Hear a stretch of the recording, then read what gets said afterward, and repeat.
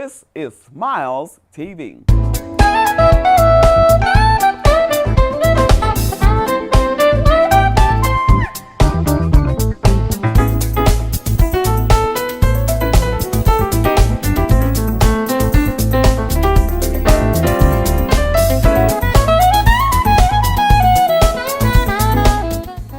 Welcome to Smiles TV. You're watching a global television broadcast now. We have a very interesting, unique, exciting broadcast. I'm honored first to talk with Dr. Andrew Theising, and he is a professor at Southern Illinois University in Edwardsville, and he has several publications. We're going to be talking about his new publication, which is called Main Street, USA.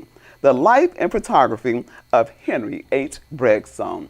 During the second half of our broadcast, we have What's on Your Mind with Dr. Dez Holmes.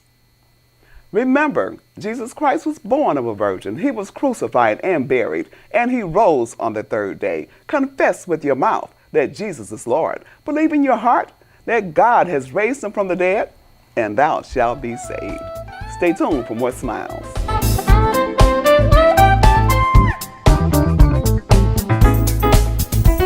Welcome back, and thank you for staying with us. I'm sitting here with Dr. Andrew Theising. Dr. Theising has several publications, and he's done a lot on East St. Louis, Illinois. He has a unique way of telling stories through photographs. Dr. Theising, thank you for coming to Smiles Television. It is a pleasure to be here. Thank you for the invitation. And you know, he told me that we are the first broadcast to talk about his new book. And your new book is Main Street, USA, and it is the story about a Jewish photographer named Henry Bregstone. And he has this fascinating life, and he's left this incredible legacy of photographs from about 100 years ago. About 100 years ago. And so those are very precious photographs, and we have an opportunity to share some of those photographs on this broadcast. While we were talking when the cameras were not rolling, I asked you, how did and why did you get into telling stories through photographs? I do a lot of reading, and you know, there are so many wonderful books written about places, but to me, it's seeing the photographs that really help those of us who study cities, help us really understand what life was like. Because someone who's writing just words, they may not describe how the streetscape makes me feel, or they may not describe that even though this event's going on here, look what's happening right next to it. And photographs reveal these things. And so I love to look in the faces of people in photographs, and I love to look in the background of photographs. And not just see the subject, the intended subject, but to look at the setting. Because it's that larger setting that really gives us the feeling, and we can have a better sense of the motivations that people felt by looking at the whole context. And photographs do that better than words. So quite a few of your publications deal with the city of East St. Louis, Illinois. Right. What's the intrigue there? You know, I initially did not want to study East St. Louis, but I was, my advisor listened to my other suggestions for research in graduate school, and he said, I think you need to go to East St. Louis. There's a story to be told there. And so I did. In fact, it was 25 years ago next month that I first came to East St. Louis, and I have never left. I fell in love with the city. I am fascinated by the city. I love the people of East St. Louis. It has just been a life-changing experience for me, and what a rich life it has allowed me to live, to get to know these people and to see all the good work that goes on. And you told me you're from from the metropolitan area, right? And so, how did your growing up in Florissant? I grew up in Florissant, yes. Florissant, Missouri. So, growing up as a child in Florissant, what were some of your views or thoughts of East St. Louis prior to your being able to do stories on the city itself? I never had occasion to go to East St. Louis, and honestly, it wasn't on my radar growing up. But my aunt, who recently passed away, she was in her 90s, she had never been to East St. Louis because she was afraid of East St. Louis, going all the way back to the 1930s and 40s, and Right. that East St. Louis was a big, scary place. And she said, even knowing that I was there studying it, she said, I have never been there. Yet she lived her entire life in St. Louis. Okay. Well, let's move forward to your publication now. You deal with the immigration experience, or it highlights, I guess, the immigration experience, and we know today that is a major topic, and, Right. and we see the divisions that occur as a result of immigration. Was that in effect then, and if so, how? Yes, those tensions were in effect back then, and Henry Breakstone, the subject of my book, he immigrated from Lithuania. Okay.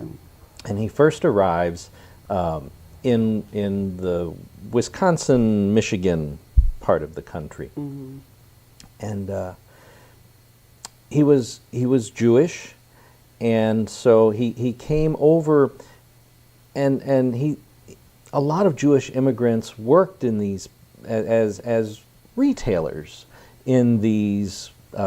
The mining camps, the industrial camps, and probably the most famous Jewish immigrant in the 19th century was this man, Levi Strauss, who basically invented using denim for clothing. Okay. And so blue jeans come from this Jewish immigrant who was in this retail trade serving the miners and the workers. Well, Henry Breakstone actually came to the United States and started doing that. He was actually in the shoe business and leather goods. Okay. And so he would work with the miners, and he did that as a way to start establishing himself and raising money. But his love was not in retail, it was in photography, which when he came here in the 1880s, that was something rather new. And by the 1890s, we had cameras, portable cameras that people could carry and take with them, and he found his passion. And this tension that's in his life is between the creative, his artistic creative energy, and what he needed to do to help establish his family. So if you think about immigrants coming over, the Jewish community was not necessarily united. The family was based in Chicago, but Chicago had really two Jewish populations. It had the German Jewish population, which was on the south side of Chicago, and then there was the Eastern European Jewish community, which was on the west end of Chicago. And those communities, even though they shared Judaism, it was very different. The German Jews were Reformed Jews. They had fewer rules. They were very cultured. They had lots of institutions, and they did not necessarily invite the participation of the Eastern European Jews. The Eastern European Jews tended to be Orthodox. They tended to have more rules and rituals, and so they approached Judaism differently. And so even though we could say, look at the Jewish community of Chicago, there really were these divisions. We've seen divisions around immigration then, we see them now, we see them in the Hispanic community and in the Catholic community. The divisions around immigration have always been. Switching gears slightly, you also told me while we were talking that what was really unique about the photographs is that he actually, did you say he signed them? He didn't sign them, but he put his name, he like burned into the photograph his name on all of his photos, and he probably produced upwards of 1 million in his lifetime over a 30-year career. And he produced each one of these by hand. And so this was just a really incredible, time-intensive process, and to get his name on there took even more time. And so it's just so clear to me that he was an artist at heart. He had been a soldier and he was an attorney, but he didn't pursue those for his livelihood. He gave all that up to pursue his art. He loved his photography. Let's do this. I want our viewing audience to see some of these photographs. And so we're going to take about a minute or so and just take a look at these unique photographs. The photographs that your viewers are seeing are some of the ones he took of St. Louis and East St. Louis. And he would go and he would photograph events.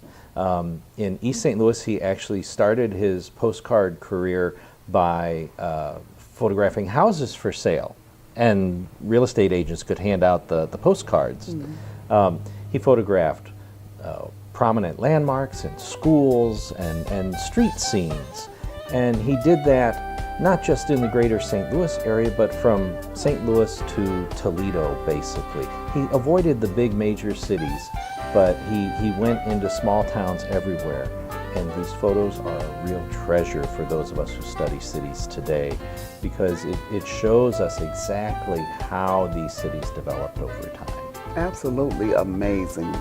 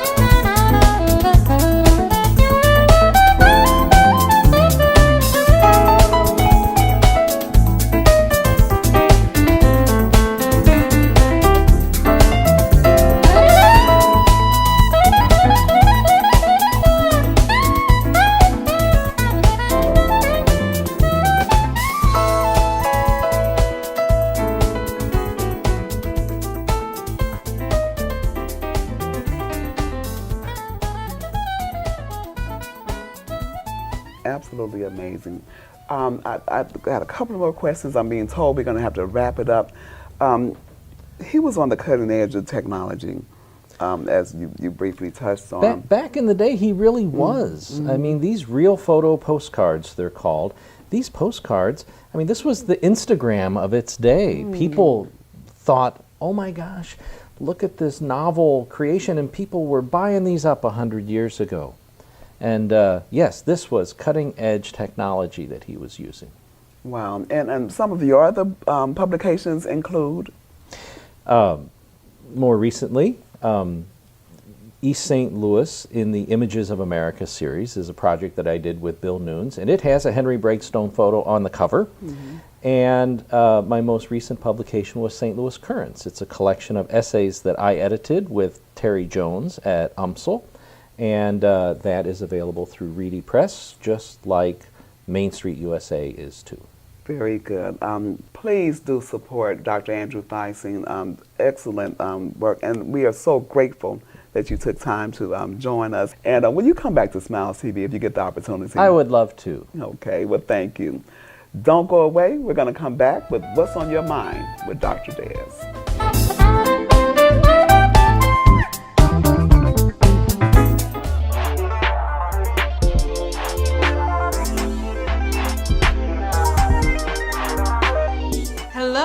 Welcome again to What's on Your Mind with Dr. Dez, and I am Dr. Dez, your resident host here on Smiles TV. And today we have another wonderful, wonderful guest, a great, great, great friend of mine, and Dr. Christy Moore. Welcome, Dr. Christy Moore. Thank you for having me. I got you here. Dr. Moore is a child and adolescent and family expert. And she has a wealth of knowledge, and she's worked the full gamut. She's done community mental health. She's worked in the courts and juvenile detention system. So she understands the plight of children and what goes on with them and families and their struggles. And then more currently, you actually are Missouri Psychological Association, where you hold a position. Tell us a little bit about that position. Yes, well, actually, I hold two positions. Okay. I am currently the recording secretary of Missouri Psychological Association. I'll be ending my term next year, and I am currently the diversity committee chairperson. I've been serving in that capacity for the past 2 years now. Okay, and so welcome. And so with that, we are going to get right into it because we have, like I said, a great show. And today's topic, we're going to be talking about children and adolescents and mental disorders that are associated with our children. And so before we get started, I have a fact sheet here, and I want to just give some facts out. So for those who do not know, according to the childstats.gov, there are approximately 73 or 74 million children between the ages of 0 and 17. And when you do that breakdown, children between the ages of 6 and 11, it's approximately 24 million. And then between the ages of 12 and 17, it's almost close to 24 million, about 23.8 million. And so with that, I just want to give some facts from a fact sheet from the Mental Health Fact Sheet that was created in 2016. And it says 20% of youth ages 13 to 18 live with a mental health condition. 11% of youth have a mood disorder. 10% of youth have a behavior or conduct disorder. And 8% of youth have an anxiety disorder. So today, Dr. Moore, I really want to focus in on, in your clinical opinion, because you work with children and families, what are the top 2 or 3 mental disorders that you see among children and the behaviors associated with that? Oh, well, the one that we see the most often is attention deficit hyperactivity disorder, mostly known as ADHD. What that really is that there are 2 kind of classifications under that. Okay. Where we see more inattention, where a child has trouble paying attention to tasks, paying attention to close details, has a hard time staying organized or even getting organized to start off with.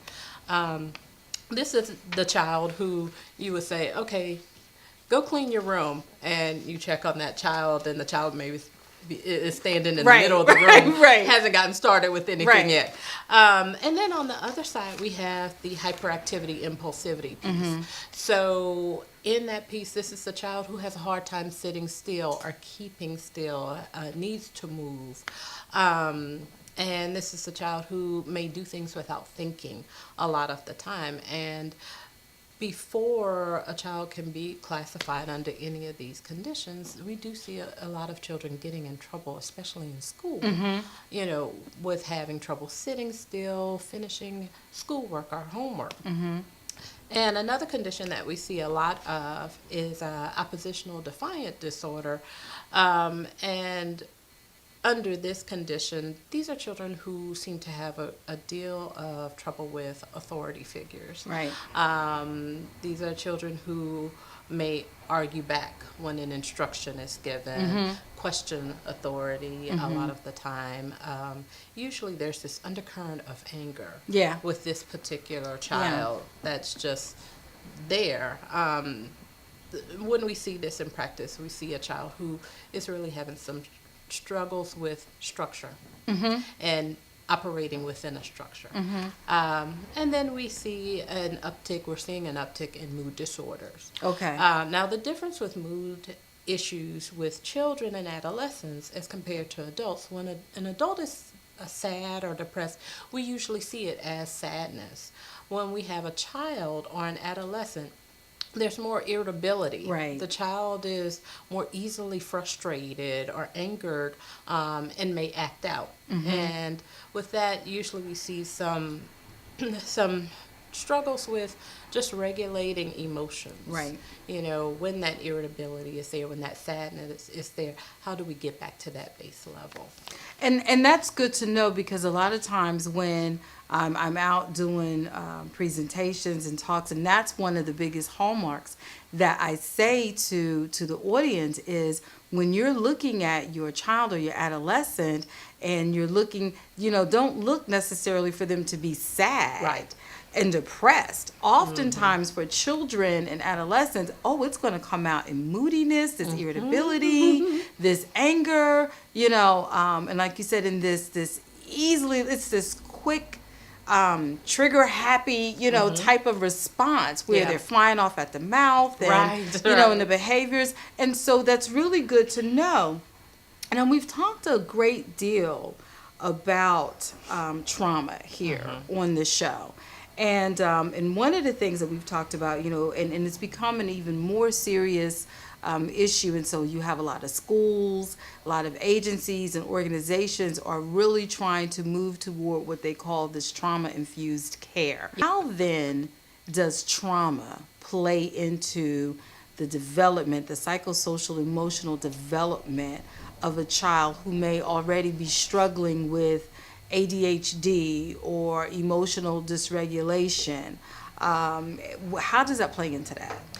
Well, a lot of the times it prevents care, because with so many factors that are plaguing the family's substance use. So if a parent is using substances, that parent may not be as focused on caring for Right. the child.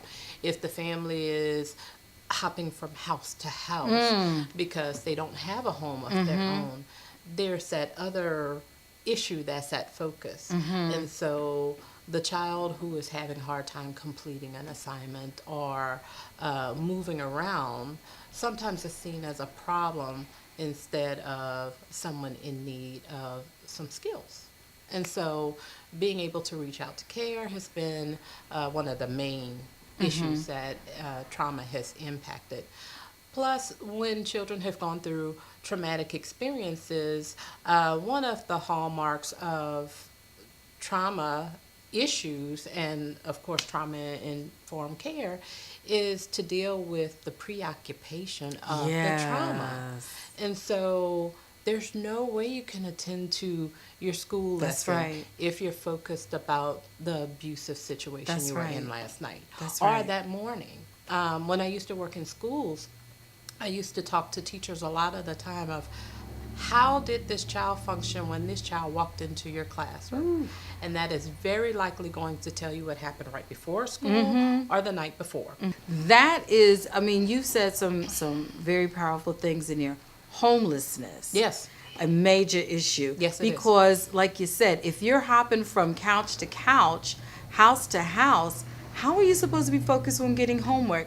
And that's providing that things get left behind when you're moving around from place to place to place. So maybe you left a book or a homework assignment or your book bag someplace else, and you don't have what you need at the current place. That is very, very powerful. And so when you talk about those factors, there's another major factor that we have to get into, and that is suicide. Because when you have an underlying mental illness going on or underlying mental health issue that's going on, suicide then becomes a very powerful way out for someone who thinks that they don't have any other alternative. How then is suicide also impacting our young people? Oh, it's on the rise. Yeah. It is definitely on the rise. And as we move more into a society that's a little more isolated from one another, and people are not managing their emotions as well as they once were able to do, or don't have the support in doing so, then we're seeing this uptick in suicidal behavior, even suicidal gestures, cutting, burning oneself, getting too close to a dangerous situation. We're starting to see the uptick in that. And what we ask parents to do is, if you see it, say something about it, talk about it. Especially in several communities, it's taboo to talk about suicide, to challenge someone to find another way to handle a situation. Right. Because the saying is very much so true that suicide is a permanent fix to a temporary problem. Amen, sister. Amen. And so just very quickly, I want to just say, suicide is the third leading cause of death in youth ages 10 to 24. And 90% of those who died by suicide had an underlying mental illness. So it's very, very, very powerful. And so very quickly, Dr. Moore, if a family recognizes these types of behaviors, what can they do to get the proper help that they need? Well, if the child or the family has a family physician or the child has a pediatrician, that's a really good place to start. Okay. To get a referral. Okay. If the child is being covered by insurance, including Medicaid, there are referral systems with the insurance companies. There are a number of agencies that are out there, and especially in the St. Louis City and County areas, there are funds available for that care to be given that would end up being little to no cost to a family. Okay, and I would like for you then to look into the camera for those who would like to either have a consultation or the referral with Dr. Christy Moore. Please tell them how they can get in touch with you, because again, if you want to have those symptoms relieved or have a treatment plan on how you can have, because suicide, first of all, is 100% preventable. Dr. Moore, tell them how they can get in touch with you. Well, for more information, consultations, or even to set up treatment or an evaluation, I can be found at Keystone Mental Health Services at Our Little Haven. We're located in the Central West End of St. Louis City on Lindell Boulevard, and our number is 314-533-2229. Or you can contact us online at ourlittlehaven.org. Thank you so very much, Dr. Christy Moore. You get the opportunity. Will you come back? Absolutely. Come back and join us. And so, again, thank you so very much for watching us on What's on Your Mind with Dr. Dez, where we are transforming lives and renewing minds daily. Thank you for watching us on Smiles TV. We had a wonderful show today. I want to thank Dr. Theising. We want to ask you to please support Dr. Andrew Theising's work. He has his new book, Main Street, USA, The Life and Photography of Henry H. Bregstone. Please, the photography within the book is superb and is historical. Tune into Smiles Television Talk Show as often as you can. Catch us on YouTube and Facebook and support Smiles by being a sponsor. Remember, only what you do for Christ will last. Keep smiling. You look better when you smile, and Jesus is the Lord. The Lord be magnified. The Smiles Television Talk Show wants to showcase your business, organization, church, and activities. If you have an interest in being a guest on Smiles Television Talk Show, or if you have any show ideas, contact Stephanie Anthony Miles at SmilesTV777@gmail.com. You may also call 618-741-3770. Tell your friends to subscribe to the Smiles YouTube channel. Let Smiles TV increase your reach. Remember, you look better with smiles. IDEX Media does a lot. From IDEX Photography to IDEX Films. We help create forever memories and forever impressions.